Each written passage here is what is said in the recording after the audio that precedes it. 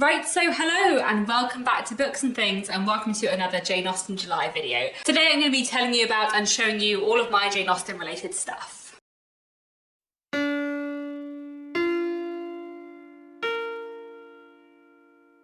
So, I think I did do a sort of Jane Austen bookshelf tour a few years ago in Jane Austen July, where I talked about the Jane Austen related books that I own, but I have got a few more new books since then, some of which are quite nice additions, and I also don't think I've ever done a video showing you my sort of like Jane Austen related stuff, my Jane Austen things, my Jane Austen merch, shall we say. I have quite a lot of like random Jane Austen related objects in my home, which I thought might be nice to show you. And I was puzzling over what to call this video. I was like, what do I call my Jane Austen things? Do I call them Jane Austen merch? Do I call them Jane Austen stuff? And then I was like, oh, I should obviously say that this video is about my Jane Austen books and things. But anyway, let's start off with the books and I'll get on to the Jane Austen stuff later in the video.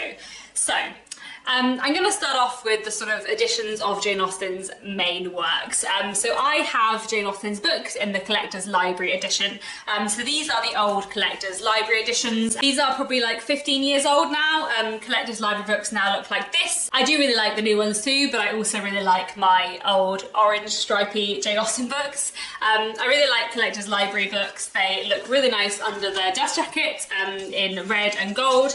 And the Jane Austen ones also have illustrations in, which I really like. The illustrations in these editions are by Hugh Thomas. I don't think they're contemporary to Jane Austen, but I think they're from later on in the 19th century, and I really enjoy them. They're really lovely little illustrations, and they look really lovely. And in general, I just really like the editions of the Collector's Library. One thing I really like about these is that they are hardbacks, but they're very small. So I like hardbacks, they're pretty, but also sometimes hardbacks are so big, but these ones are really small, so they're really easy to read. They've also got a ribbon in them, which I like. As you can tell, my edition of Pride and Prejudice is looking a little bit worse for wear. It has been read a lot of times, and the laminate is starting to come off the cover, but most of the other ones that I have read less times are still in pretty good condition after I've had them for 15 years and read them a lot. And yeah, I really like these editions. So in these editions, I have the main 6 novels, so Pride and Prejudice, Mansfield Emma, Persuasion, Sense and Sensibility, and Northanger Abbey. But I also have this, so this is titled Sanditon, Lady Susan and the History of England, but this is basically a collection of juvenilia, shorter works, unfinished works by Jane Austen, so there's a lot of juvenilia in it. And then we also have Lady Susan, her epistolary novella, and then we also have her 2 unfinished novels, The Watsons and Sanditon. And it's a really good edition as well, and really nicely laid out. Then I have a few other Jane Austen works that are not in those editions. So while we're on the subject of juvenilia, I have this very little tiny The History of England. This is one of the things Jane Austen wrote as a teenager, and the full title is The History of England by a Partial, Prejudiced and Ignorant Historian, N.B. There will be very few dates in this history. There are illustrations in this edition by Jane Austen's sister Cassandra, which are really fun. It's a lovely little edition, and it's quite nice to have a piece of Jane Austen's juvenilia like in its own little tiny editions. So I really like this little book too. I also have this Penguin little black classic of Jane Austen's juvenilia, The Beautiful Cassandra, which contains a few of the short stories she wrote as a teenager, including my favourite one, Jack and Alice. This is a lovely little edition too. And then while we're on the subject of other things by Jane Austen, I also have an edition of her letters. This is the Oxford World Classic Selected Letters. This is a really great edition of Jane Austen's letters. I've read this at least once. I think I've probably read it twice actually,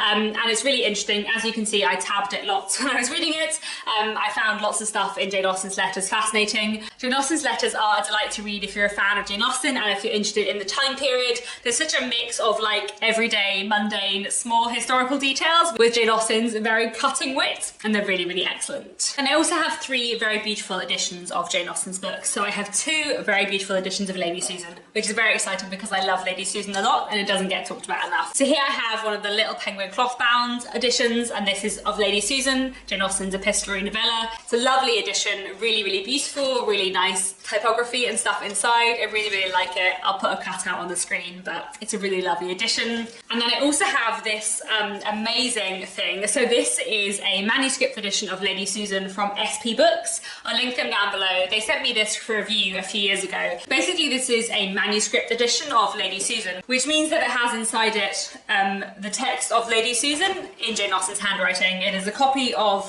Jane Austen's actual handwritten version of Lady Susan, where you can see Jane Austen's handwriting, which is really, really cool, especially for Lady Susan, because Lady Susan was written in letters. It's really fun to see it written out. Jane Austen's handwriting is not super easy to read. This is more to look at, I would say, than to read for your first reading of Lady Susan, but it's really, really beautiful and it's so lovely to have. And then I also have this, so this is very precious to me. This is a Folio Society edition of Mansfield Park, which Nick gave to me, and it's really, really lovely. So it says on the front a quote from Mansfield Park that I really, really like. "We all have a better guide in ourselves if we would attend to it than any other person can be." And it is a lovely, lovely edition, as Folio Society books always are. Look at it, isn't it absolutely stunning? And I love Mansfield Park so much. My second favourite Jane Austen book after Pride and Prejudice, one of my favourite books of all time. And the Folio Society edition is just absolutely beautiful. The illustrations are really, really gorgeous, the typography is lovely, and it's just a stunning physical object. Look at Lady Bertram with her pug, so fun.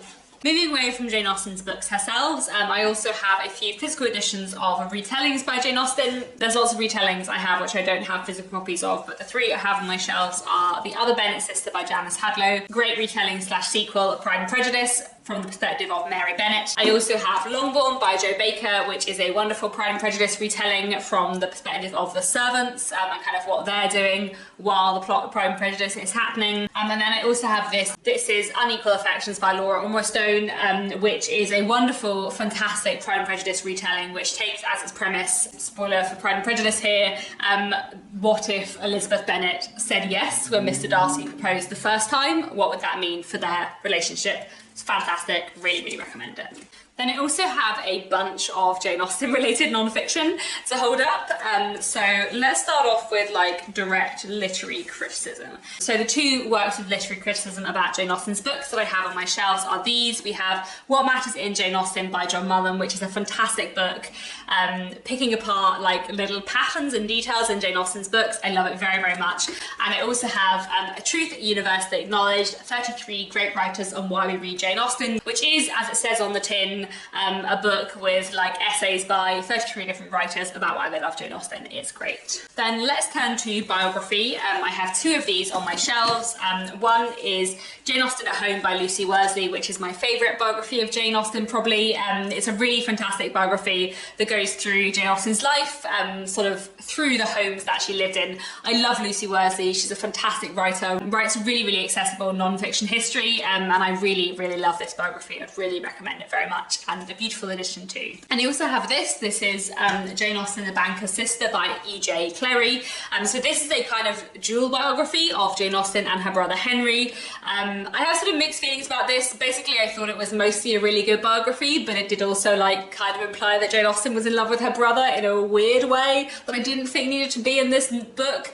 It felt very like speculative and ungrounded and a bit odd, so I didn't like that element of it. I've kept it on my shelves though because there were some really interesting things in it, and I find Henry quite interesting as a person, as a historical figure, as well as Jane.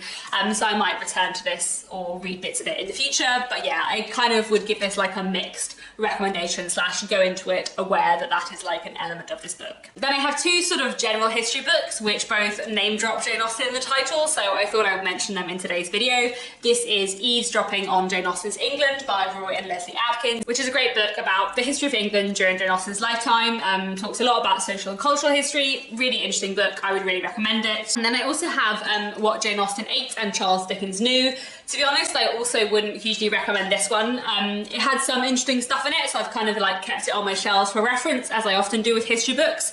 But I would say that this is one of those history books about the 19th century, which writes like the 19th century was one thing rather than 100 years in which a lot of things changed. It's one of those history books that sort of treats the 19th century like it is one sort of big homogeneous blob, which it definitely wasn't. Things changed quite a lot. Maybe I should have known that from the title of What Jane Austen Ate and Charles Dickens Knew. I think Jane Austen was alive for the first 5 years of Charles Dickens's life, but they are not from the same time period. This is one of those books where there were some interesting things in it, but it didn't really teach me anything new, and I feel like if you went into this book not knowing very much about 19th century history, it would probably give you some misinformation or some wrong impressions, so I wouldn't usually recommend this one, but it's on my shelf, so I thought I'd mention it anyway. Then I also have this. This is Tea with Jane Austen by Pen Vogel, which is a recipe book of recipes inspired by Jane Austen's novels and letters, which is really fun. So the recipes in this book are early 19th century recipes, and they're really fun. I have